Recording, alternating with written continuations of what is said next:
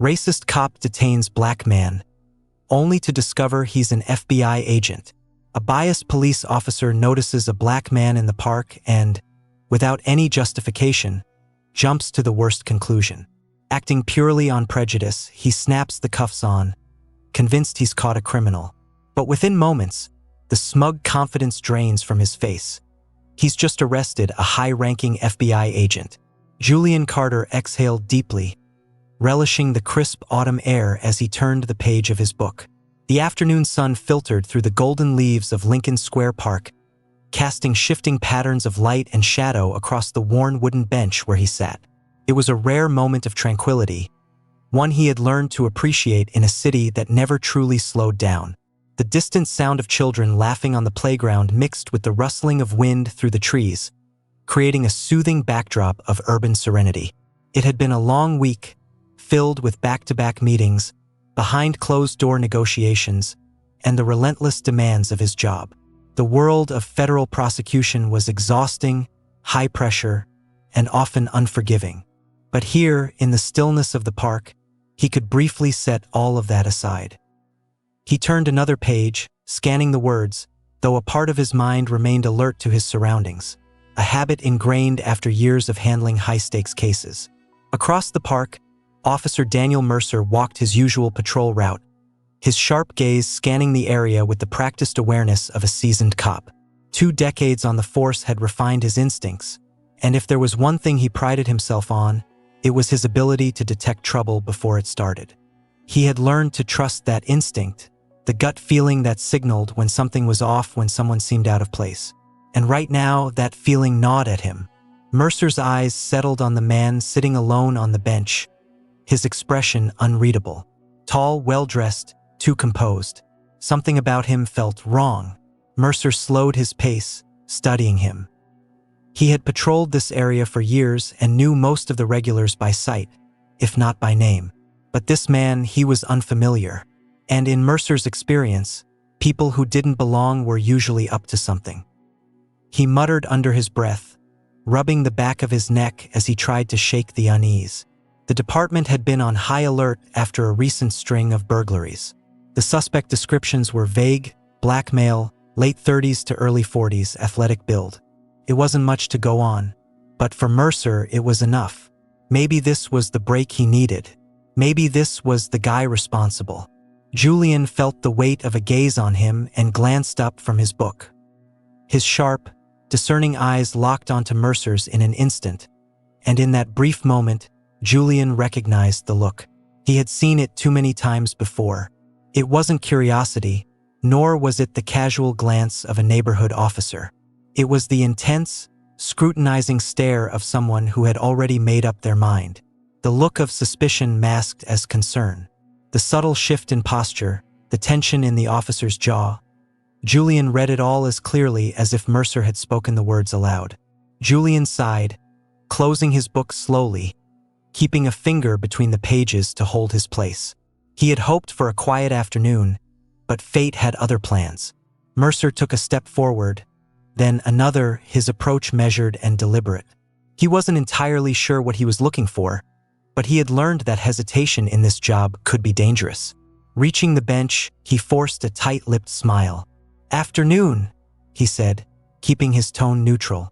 Julian gave a slight nod, his voice calm and composed. "Afternoon, officer." Mercer's gaze flicked to the book in Julian's lap before returning to his face. "Mind if I ask what you're doing here?" Julian arched a brow but kept his expression relaxed. "Enjoying the weather. Reading a book." Mercer didn't respond immediately. He let the silence stretch, watching for any sign of nervousness, any flicker of discomfort. But Julian met his gaze steadily, unshaken, unfazed. That unsettled Mercer more than he cared to admit. "You from around here?" Mercer asked, his fingers twitching at his side. Julian offered a faint smile, though it didn't reach his eyes. "I've been around." The vague answer irritated Mercer. He had dealt with enough people trying to be clever, trying to evade direct questions. His instincts sharpened. "I'm going to need to see some ID," he said, his tone firmer now. Julian's smile faded, replaced by something colder. He had been through this before, too many times in too many places, and every time the script played out the same way. "Am I under arrest?" Julian asked evenly. Mercer stiffened. He didn't like that response. It was the kind of thing a man with something to hide would say. "You will be if you don't cooperate," Mercer shot back, his hand instinctively shifting to rest near his holster. Julian exhaled slowly, taking note of the officer's stance. The way his grip on his belt had tightened. He wasn't in the mood for this, but he also knew how easily situations like this could spiral out of control. He had seen it happen before. Hell, he had prosecuted cases just like this. "I'm just sitting in a park," Julian said, keeping his voice steady. "Is there a law against that?" Mercer's patience was wearing thin. The man was being difficult and he wasn't in the mood for games. "You match the description of someone we're looking for," he said, though even he knew how weak that excuse sounded. Julian's eyes narrowed slightly. "And what description is that, officer?" Mercer's jaw tightened. He had no solid answer and he knew it, but admitting that would mean losing control of the situation, something he couldn't afford. "Don't get smart with me," he snapped. "Show me some ID. Now." For a long moment, the two men simply stared at each other, the tension between them thickening like a storm cloud. Julian could push back. He knew his rights, knew he wasn't obligated to show identification just for sitting in a public space. But he also understood that refusing could escalate the situation beyond reason. And Julian Carter was many things, but reckless wasn't one of them. Without a word, he reached into his pocket slowly and deliberately, ensuring the officer could see every movement. He pulled out his wallet, flipped it open, and handed Mercer his ID. Mercer snatched it, scanning it quickly. The name meant nothing to him, it didn't matter. He had already made up his mind. "Stand up," Mercer ordered, stepping back to give Julian space. Julian sighed inwardly but didn't argue.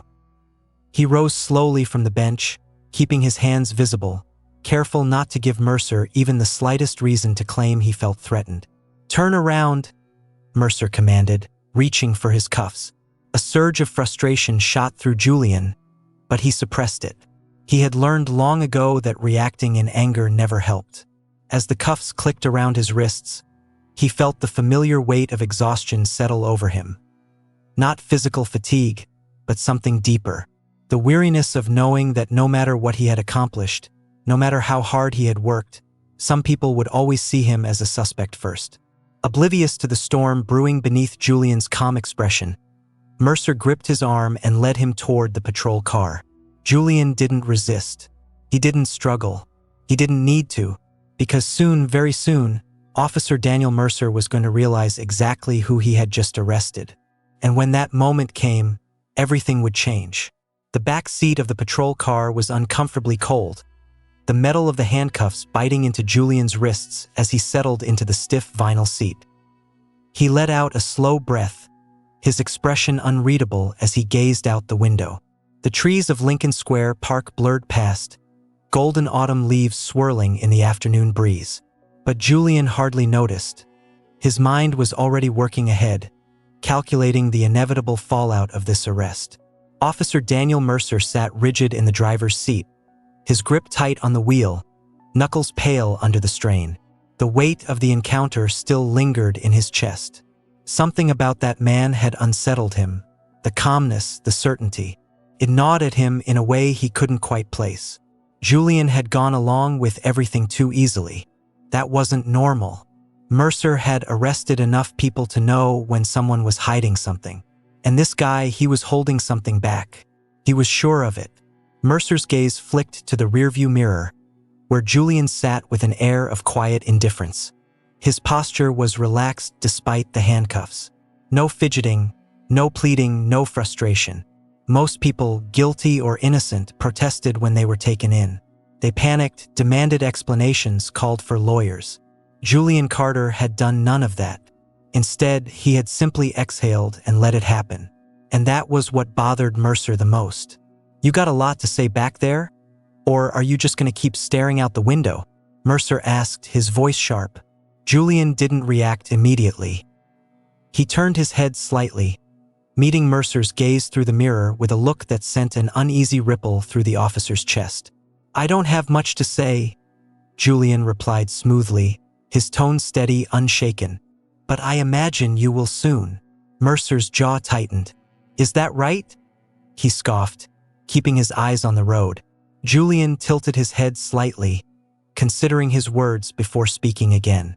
"Tell me, Officer Mercer," he said, his voice calm and measured. "What exactly do you think I've done?"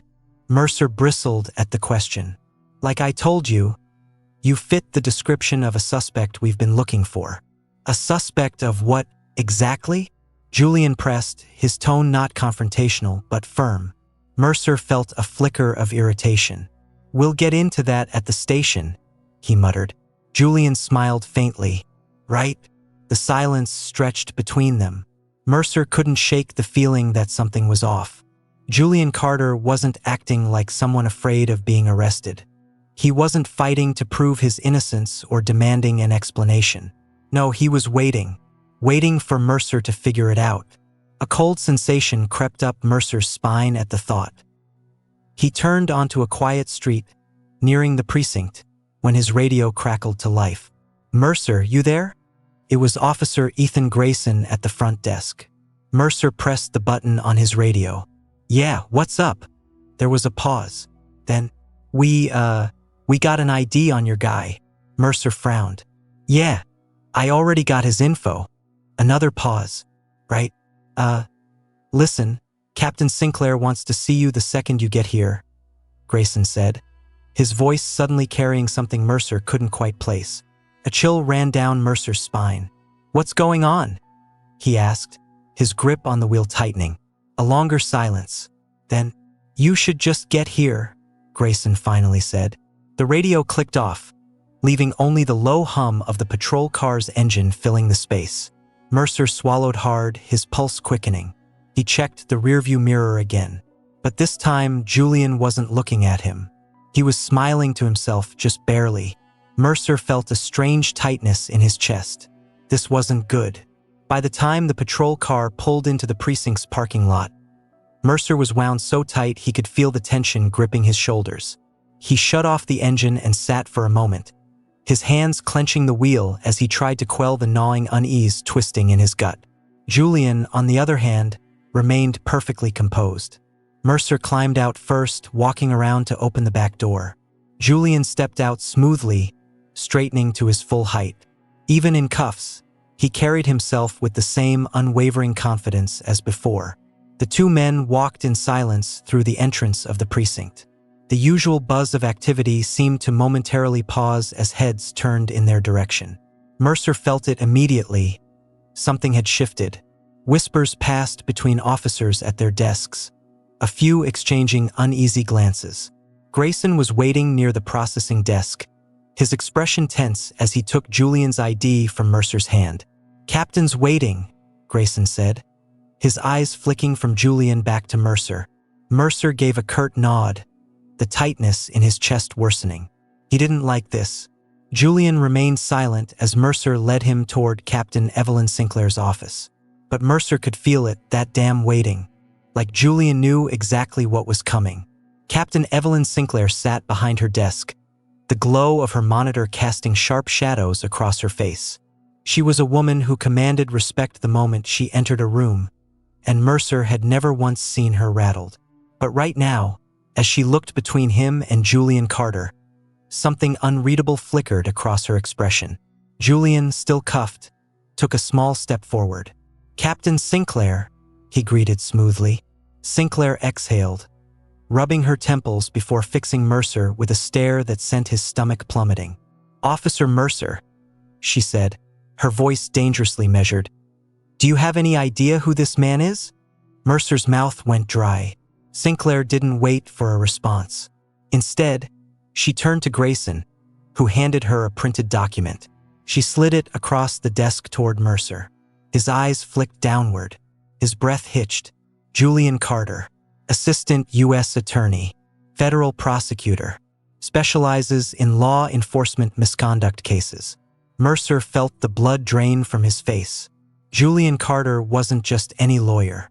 He was one of the most powerful prosecutors in the state, and Mercer had just arrested him for sitting in a park.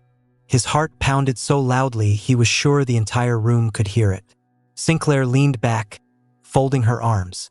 "Officer Mercer," she said slowly, "you just handcuffed one of the top federal prosecutors in the country, and from what I've seen on your body cam, you did it with zero probable cause." Mercer swallowed hard, his mind scrambling for a way to undo the last 30 minutes. Julian watched him, his expression unreadable, and then finally he spoke. "Well," he said, his voice as smooth as ever, "this is going to be interesting." Mercer's stomach sank, because he knew he had just made the biggest mistake of his career. The walls of Captain Evelyn Sinclair's office felt closer than usual, the air heavier with unspoken tension.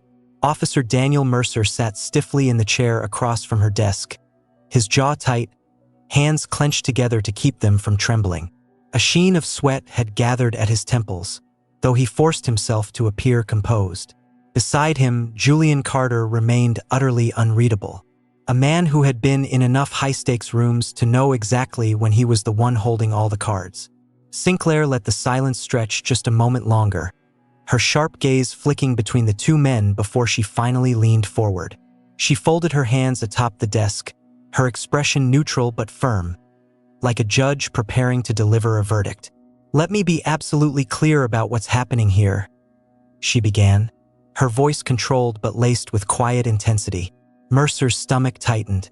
"Officer Mercer, you detained and arrested Mr. Carter, one of the most well-respected federal prosecutors in this district, without cause, without evidence, and with clear bias in your actions.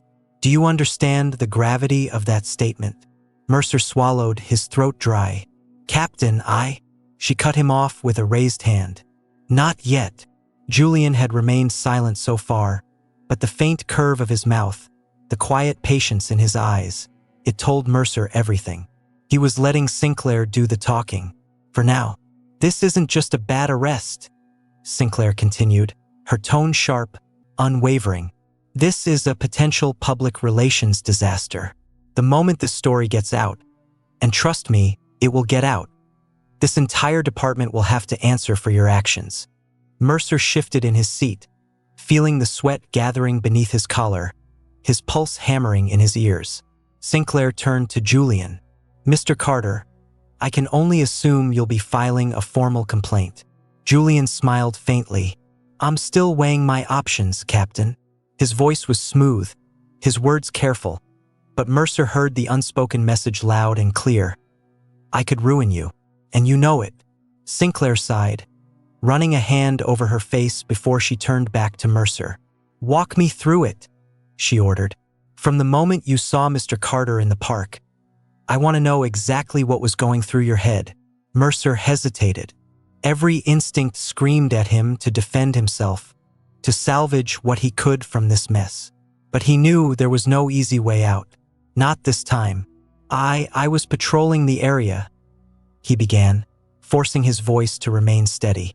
"We've had reports of break-ins over the past 2 weeks. The suspect description was vague, but..." He trailed off, realizing too late how weak his justification sounded. Sinclair arched a brow. "Vague?" Mercer shifted uncomfortably. "Black male, mid-30s to 40s, athletic build." Julian let out a quiet chuckle, shaking his head. "That's not a description, Officer Mercer," he said. "That's a profile." Mercer felt his face burn. "I was just doing my job," he said quickly. He was sitting alone, acting suspicious. "What about reading a book in a public park qualifies as suspicious?" Julian asked coolly. Mercer exhaled sharply, feeling the walls closing in around him. "It wasn't just that," he muttered. "It was his demeanor. He was too calm." Julian's eyebrows lifted slightly. "Too calm?" Mercer clenched his jaw. He could hear how absurd it sounded, but there was no taking the words back now. Sinclair pinched the bridge of her nose. "So let me get this straight. You arrested a man because he was sitting alone, reading, and wasn't nervous enough for your liking?" Mercer's silence was all the confirmation she needed. Sinclair leaned back, folding her arms. "Officer Mercer, Do you have any idea how many times I've had this exact conversation? How many times I've had to sit across from an officer trying to justify an arrest based on a gut feeling that just so happened to involve a black man minding his own business? Mercer's stomach twisted. It wasn't about race, he said quickly, though even he wasn't sure if he believed it anymore. Julian gave him a measured look. Wasn't it? Mercer opened his mouth, but no words came out. Sinclair let out a sharp breath, shaking her head. Do you understand what this means for you, Mercer? You're looking at a suspension at best. And if Mr. Carter decides to pursue legal action, you could be facing a full internal investigation, possibly even termination. Mercer's heart pounded in his chest. His entire career, everything he had worked for over the past 2 decades, was teetering on the brink of collapse. He turned to Julian, desperation creeping into his voice. Look, I made a mistake, all right? I didn't know who you were. If I had known. Julian's expression hardened. And that's exactly the problem, Officer Mercer. His voice remained calm, but now there was an unmistakable edge to it. A quiet authority that made Mercer flinch. My identity shouldn't have mattered. You shouldn't have treated me differently because I have a title. You should have treated me with respect because I'm a human being.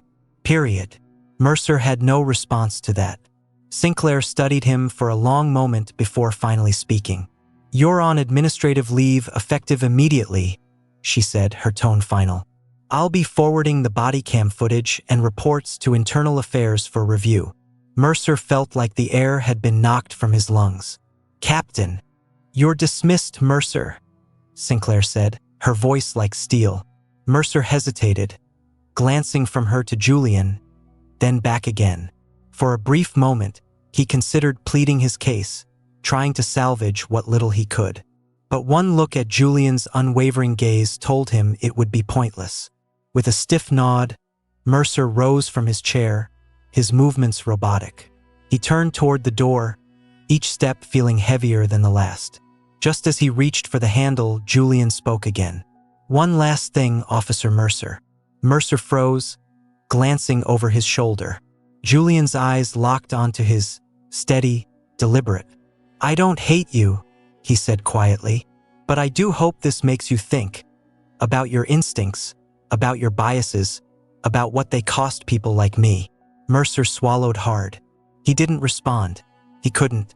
Without another word, he stepped out of the office, closing the door softly behind him. And just like that, everything he had built, everything he had believed about himself began to crumble. The weight of the moment lingered long after Officer Daniel Mercer had left the room. Captain Evelyn Sinclair remained seated, watching Julian Carter with quiet contemplation. The air in her office felt thick, charged with something unspoken, something that went beyond Mercer's failed arrest and impending suspension. Julian exhaled, resting his elbows on the armrests of his chair, his fingers interlaced in front of him. The composed demeanor he had maintained throughout the ordeal remained intact, but there was something deeper in his gaze, a quiet exhaustion. Not just from the past few hours, but from years of knowing that situations like this, ones exactly like this, were inevitable. Let's talk, he said finally, breaking the silence. Sinclair leaned back, nodding slightly. She had expected as much. Go on. Julian studied her for a moment before speaking. I know Mercer isn't the only one, he said, his tone calm but edged with certainty. He's a symptom of a much bigger issue. One officer facing disciplinary action doesn't fix the culture that allowed him to think what he did was acceptable.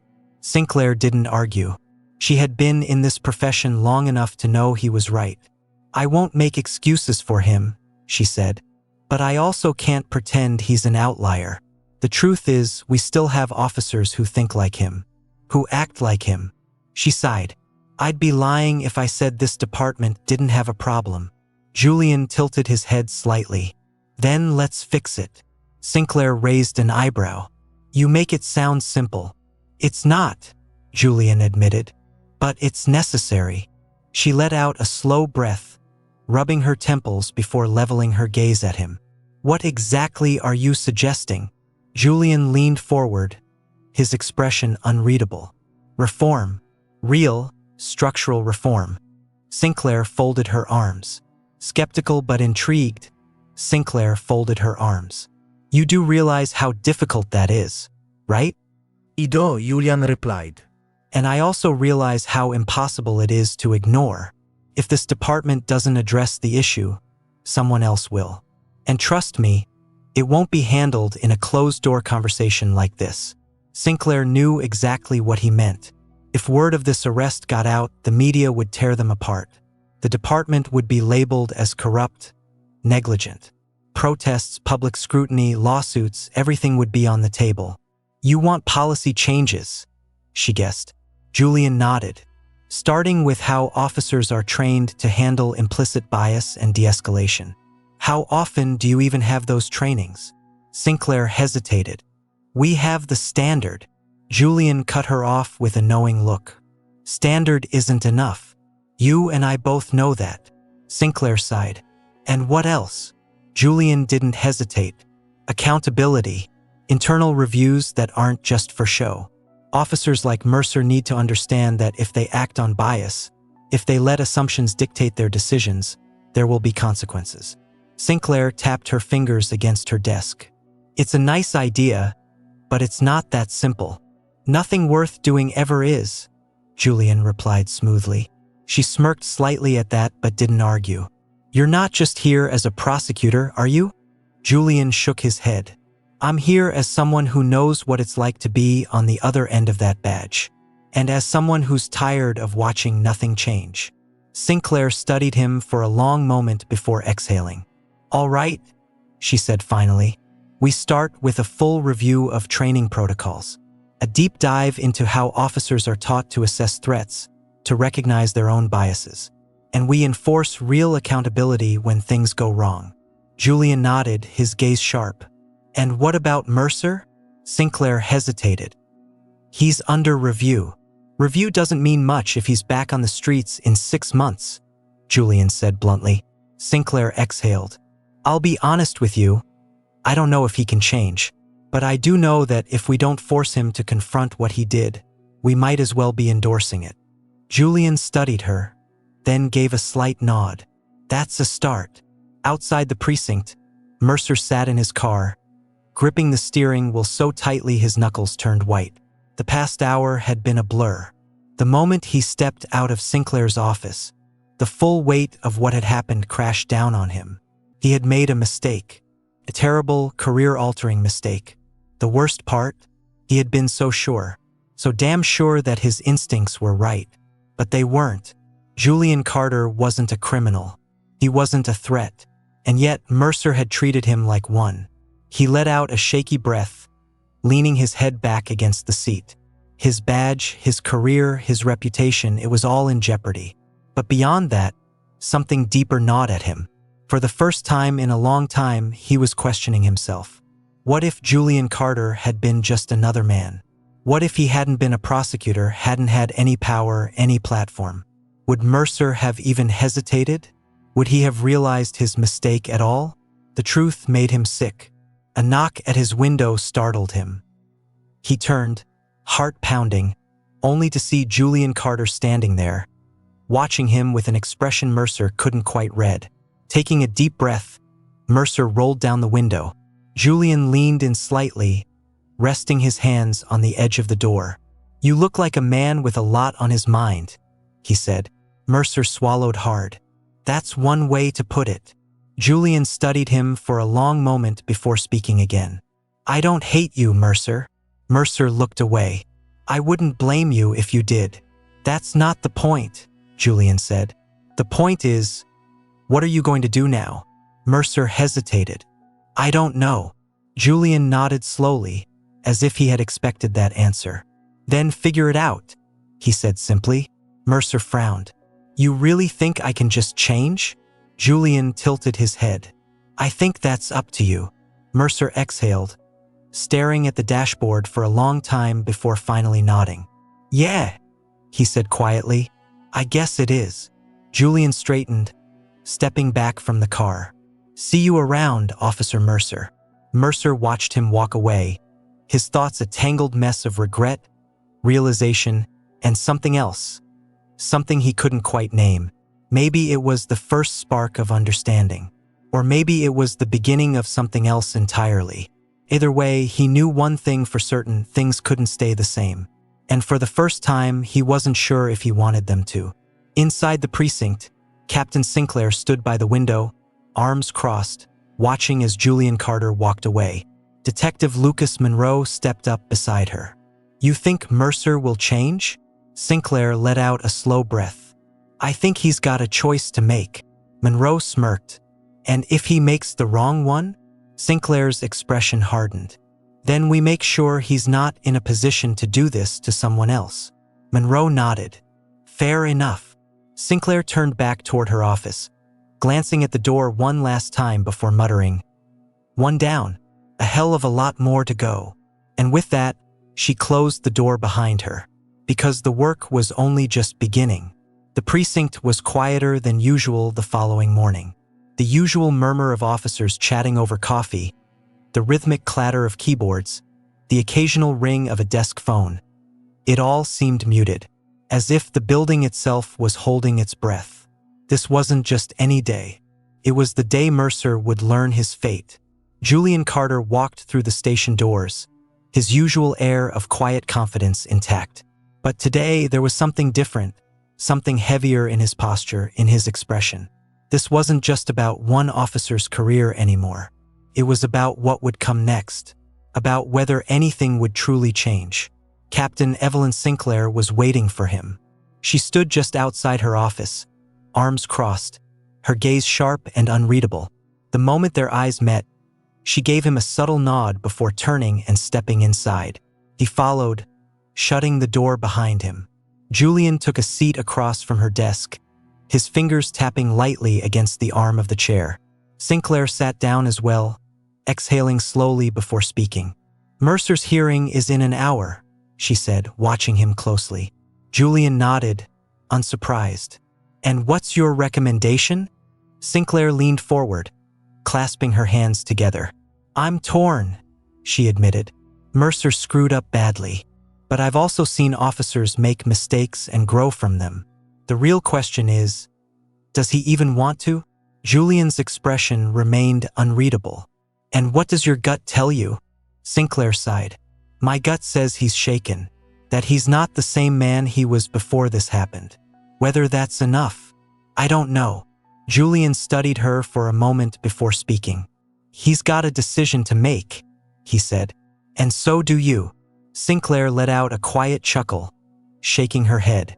"You have a way of cutting through the nonsense, Carter." He offered a faint smile. "It's a skill." Her expression turned serious again. "So what do you want?" You could push for him to be fired outright. Given the evidence, no one would stop you. Julian was silent for a long moment before finally responding. "I don't want Mercer gone just for the sake of it," he said. "I want him to understand what he did. I want him to be part of the solution, not just another cautionary tale." Sinclair considered his words carefully before nodding.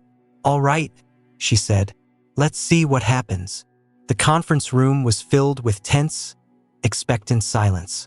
Officer Daniel Mercer sat at the far end of the table, his hands clasped in his lap.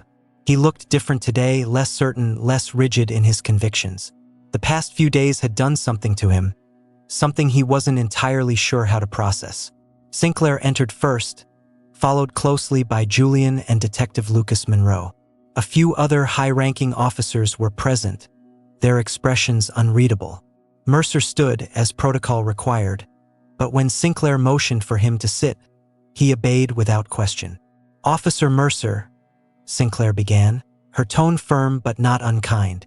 "This is your formal hearing. You've had time to review the case against you, to reflect on your actions. Now we're going to discuss what happens next." Mercer nodded, his throat tightening. He could feel the weight of their gazes pressing down on him. Sinclair continued, "We have two options. The first is simple: you resign. You walk away, and this department moves forward without you." Mercer swallowed hard but didn't speak. "The second," Sinclair went on, "is more complicated. You stay, but under strict conditions. You undergo mandatory retraining, extensive racial bias workshops, and are placed on probation for a year. One mistake, just one, and you're out. Mercer glanced at Julian, whose expression remained unreadable. You mean I get to keep my job? Mercer asked, his voice quiet, uncertain. Sinclair's gaze hardened. Not like before. This isn't just about you anymore. It's about whether we can trust you to be better, to do better. Because if you can't, you have no business wearing that badge. Mercer felt his heart pounding against his ribs. He had spent the past few nights lying awake, replaying every moment of that arrest over and over. He had been so damn sure at the time, so convinced his instincts were right. But instincts weren't supposed to be poisoned by bias. And that was the thought that haunted him. Mercer hesitated, licking his lips before finally speaking again. I want to stay. Sinclair narrowed her eyes slightly. Why? Mercer exhaled, gripping the edge of the table. Because if I leave now, I walk away from this unchanged. I don't want to pretend like this never happened. I don't want to be the same officer I was a week ago. He met Julian's gaze directly for the first time. I don't expect forgiveness. I don't deserve it. But I do want to make this right, however I can. Julian studied him for a long moment before speaking. Making this right doesn't mean just getting through probation, Mercer, he said evenly. It means changing how you think. It means questioning your instincts, asking yourself why you see certain people as threats before they've done anything to deserve that label. Mercer swallowed hard. I understand. Sinclair watched him carefully before nodding. Then you start today. Training begins next week. Dismissed. Mercer stood, his legs feeling heavier than before. He gave Julian a small nod before turning toward the door. But before he could leave, Julian spoke again. Mercer. He turned back. This isn't the end, Julian said simply. This is the start of something harder. Don't waste it. Mercer held his gaze for a beat, then nodded once before walking out the door. A week later, Julian sat in a different office, this one overlooking the city skyline. The events of the past days had sparked conversations far beyond the precinct. A newspaper lay on his desk, the headline bold, Reform or Reputation. Police department faces reckoning after wrongful arrest of federal prosecutor. Julian sighed, rubbing his temples. The world was watching. A knock at the door made him glance up. Captain Sinclair stepped inside, arms crossed. Figured you'd want an update, she said. Julian nodded, gesturing for her to sit. Mercer started training today, Sinclair said, leaning back in her chair. Monroe says he actually asked questions, engaged with the material. Julian smirked. That's a start. Sinclair tilted her head. Do you think he'll actually change? Julian considered the question carefully before replying. I think he wants to, and that's more than most. Sinclair exhaled. And you? What's next for you? Julian glanced at the newspaper again before setting it aside. There's always more work to be done. Sinclair chuckled. You don't know how to rest, do you? Julian offered a faint smile. Not when there's still so much left to fix. For a moment, they sat in silence, the city stretching out beyond the window, a reminder that progress was slow but possible. Change didn't happen overnight, but it had to begin somewhere. And for Julian Carter, this was just the beginning. The city was restless. Weeks had passed since Julian Carter's wrongful arrest, but the ripple effects continued to spread. Discussions of bias in law enforcement were no longer just whispered among advocacy groups or debated on social media. They dominated newspaper headlines, were dissected in televised panels, and debated in city hall meetings. The precinct itself was under intense scrutiny, forced to confront its policies, leadership, and the culture that had enabled Officer Daniel Mercer to act on an assumption, one that could have ruined a man's life. Julian Carter had never sought to be at the center of controversy, but he wasn't naive enough to ignore the significance of the moment. As the sun dipped lower in the sky, he stepped out of his office, briefcase in hand. His team had been working tirelessly, not just on Mercer's case, but on the deeper issues at play. What had happened to him was only one incident in a system that had long gone unchecked. And if real change was going to happen, it couldn't stop with one officer's retraining. As he descended the courthouse steps, a familiar figure leaned against a parked patrol car across the street. Mercer. Julian didn't react immediately. Instead, he took a moment to study the man who, just weeks ago, had looked at him with suspicion for nothing more than sitting in silence. Mercer looked different now. The arrogance, the quiet assumption of authority, both were gone. In their place was something Julian hadn't expected. Unease, maybe even remorse. "Carter," Mercer greeted, shifting his weight uncomfortably. "Mercer," Julian replied evenly. "Didn't expect to see you here." The officer nodded toward the courthouse. "Figured you'd be in there late." He hesitated before exhaling sharply. "Look, I know you don't owe me anything, but I needed to talk." Julian arched a brow but nodded. "Go on." Mercer ran a hand through his short-cropped hair, his usual confidence nowhere to be found. "I've been going through the training," he said. "The bias workshops, the de-escalation courses, the lectures from experts telling me everything I did wrong." He let out a dry, almost bitter chuckle. "You ever sit through hours of someone dissecting every mistake you've made in your career?" Julian folded his arms, his gaze steady. "I prosecute corrupt cops for a living. I've seen it happen in a courtroom. The difference is most don't get a second chance." Mercer winced at the remark but nodded. "Fair enough." He sighed, glancing up at the sky as if searching for the right words. "I guess what I'm trying to say is, I see it now. Not just what I did, but what it means. What it says about how I've been doing this job for years. And it's been messing with me." Julian watched him carefully, waiting. Mercer's voice dropped slightly. "I've always thought of myself as one of the good guys. The kind of cop who looks out for people, who keeps the city safe. But I'm realizing now that just because I meant well doesn't mean I was doing the right thing. It doesn't erase the damage I've caused." He hesitated, then admitted, "And I don't know what to do with that." For the first time since their encounter, Julian saw something raw in Mercer's eyes, doubt. Not just about the situation, but about himself.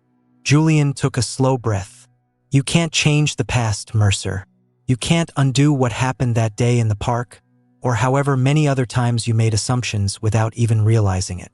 But you can decide what kind of officer you're going to be moving forward. That's your choice." Mercer nodded slowly, the weight of those words settling over him. He hesitated before asking, "Do you think people like me can actually change?" Julian studied him for a long moment before answering. "I think people can change when they actually want to, but you can't do it for a job or because you're afraid of losing your badge. You have to want to change for the right reasons." Mercer exhaled heavily, rubbing the back of his neck. "Yeah, I'm figuring that out." A silence stretched between them, but it wasn't tense. It was something else, something unfamiliar. Finally, Julian nodded. "Good." He stepped back, ready to leave, but before he did, he added, "You came here to tell me this, Mercer. That tells me something. Now let's see what you do with it." Mercer watched as Julian walked away, disappearing into the evening crowd. For the first time in his career, he didn't have all the answers. And maybe that was the first step in the right direction. The following weeks brought waves of change, both in the precinct and across the city. Captain Evelyn Sinclair pushed forward with the reforms Julian had insisted on: mandatory training on racial bias, increased oversight of officer conduct, and stricter policies on de-escalation. But beyond the policies, there was something else. A shift in the atmosphere. Officers who had once dismissed discussions of race and accountability were now being forced to confront uncomfortable truths. Some resisted, but others, like Mercer, began questioning the way they had always operated. One day, Julian received a call from Sinclair. "I need you to come down to the precinct," she said, her tone unreadable. "Something wrong?" Julian asked. "Just get here." When Julian arrived, Sinclair was waiting outside her office, arms crossed. Next to her stood Mercer. Julian arched a brow. "This feels familiar." Sinclair smirked. "Yeah, except this time, Mercer isn't here to explain why he put you in cuffs. Julian glanced at Mercer, who met his gaze without flinching. What's this about? Julian asked. Sinclair gestured toward Mercer. Go ahead. Mercer cleared his throat. I want to be part of the training, he said. The workshops, the discussions about bias, the community meetings. I want to help. Julian blinked, caught slightly off guard. You want to help? Mercer nodded. Look, I can't undo what I did, and I sure as hell don't expect people to forgive me for it. But if there's something I can do to make sure other officers don't make the same mistakes, then I need to do it. Julian studied him, searching for any sign that this was just an attempt at redemption, a way to save his career. But there was something in Mercer's eyes, something genuine. Sinclair sighed. He's been persistent about it. Julian exhaled. All right, he said. Then prove it. Mercer nodded, determination settling over his expression. I will. Months later, Julian sat in the back of a packed conference hall, watching as Mercer addressed a room full of young cadets. The biggest mistake you can make as an officer isn't hesitating before drawing your weapon, Mercer said. It's assuming you already know everything. The room fell silent.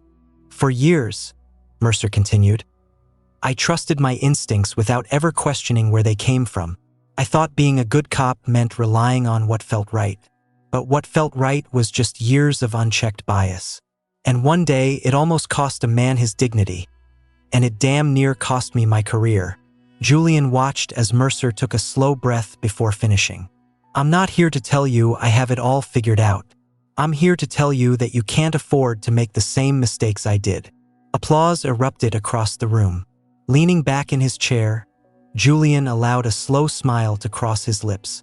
Change didn't happen overnight, but sometimes it started in the most unexpected places. A light drizzle misted over the city, clinging to the pavement as Julian Carter stepped out of the courthouse. Months had passed since his wrongful arrest, but the echoes of that day still lingered, not just in his mind, but in the city itself. The conversation it had sparked had grown beyond him, beyond Mercer, beyond one precinct's failure.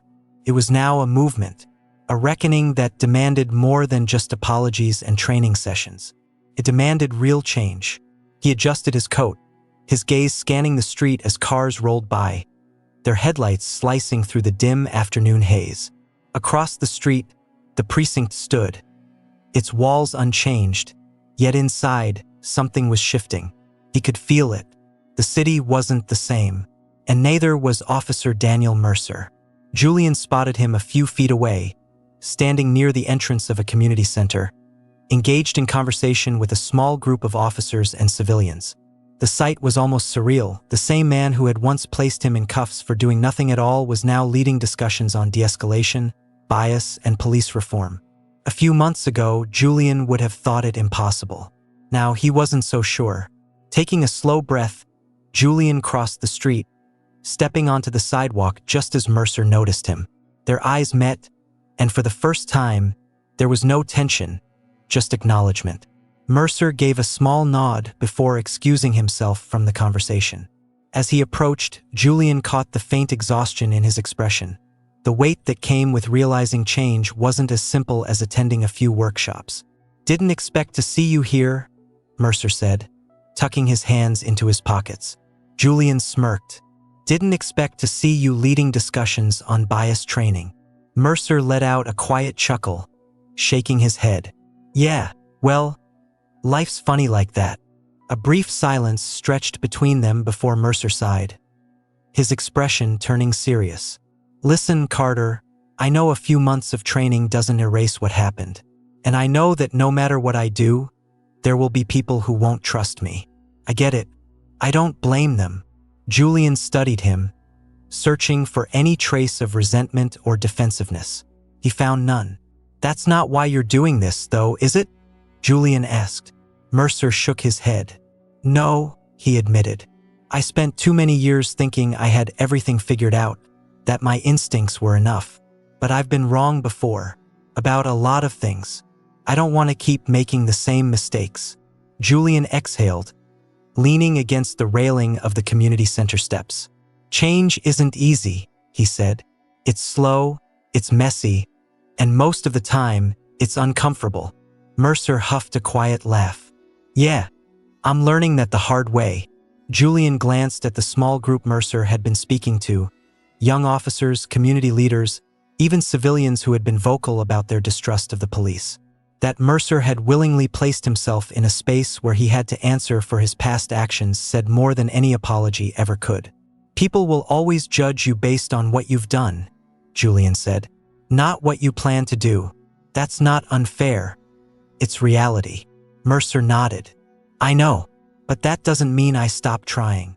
Julian watched him for a moment before nodding. Then don't. Another silence settled between them. Not heavy, not tense, but filled with something neither of them could quite name. You heading inside? Mercer asked, nodding toward the community center doors. Julian considered it for a moment before shaking his head. Not tonight, he said. This is your thing. Mercer raised a brow. You sure? You're kind of the reason all this started. Julian smirked. Yeah, but you're the one who has to prove he belongs here. Mercer let out a quiet laugh, nodding. Fair enough. Julian pushed off the railing, adjusting his coat. I'll be watching, though. I figured, Mercer said. With that, Julian turned and walked away, disappearing into the city streets. Mercer remained at the steps of the community center, watching him go. Staring after him for the first time in his career, Mercer wasn't searching for an easy way out. He wasn't trying to justify, excuse, or convince himself that his past actions didn't matter. He knew they did. He also understood that change wasn't about making people forget. It was about giving them a reason to believe in something better. And that, Mercer thought, as he took a deep breath and stepped back inside, was exactly what he intended to do. The story of Julian Carter and Officer Daniel Mercer isn't just a fictional tale. It reflects real-life issues we witness unfolding in society every day. The wrongful arrest, the underlying biases, and the slow, often painful journey toward accountability and change mirror the conversations happening in cities, workplaces, and institutions across the globe. We live in a time when systemic injustices are being challenged more than ever, when people are demanding fairness, and when those in positions of power are being held responsible for their actions. Yet, the real question remains, can people truly change? Can someone like Mercer, who has spent years operating under ingrained biases, unlearn and become part of the solution? The lesson here is that change is uncomfortable, but it is possible, if we are willing to listen, reflect, and take action. It's not enough to merely acknowledge the problem. Real progress happens when individuals take responsibility, actively educate themselves, and commit to doing better. Whether in law enforcement, workplaces, or everyday interactions, we must challenge assumptions, recognize our own biases, and ensure that justice is not determined by someone's race, gender, or background. The road to change is long and filled with resistance, but it begins with individuals making the choice to be different, to be better. Julian's decision to push for reform rather than revenge and Mercer's willingness to confront his own prejudices remind us that transformation isn't about words. It's about consistent, intentional action. In today's world, that lesson is more relevant than ever. Thanks for watching. If you enjoyed this video, don't forget to hit the like button, share your thoughts in the comments, and subscribe to the channel for more stories like this. See you in the next one.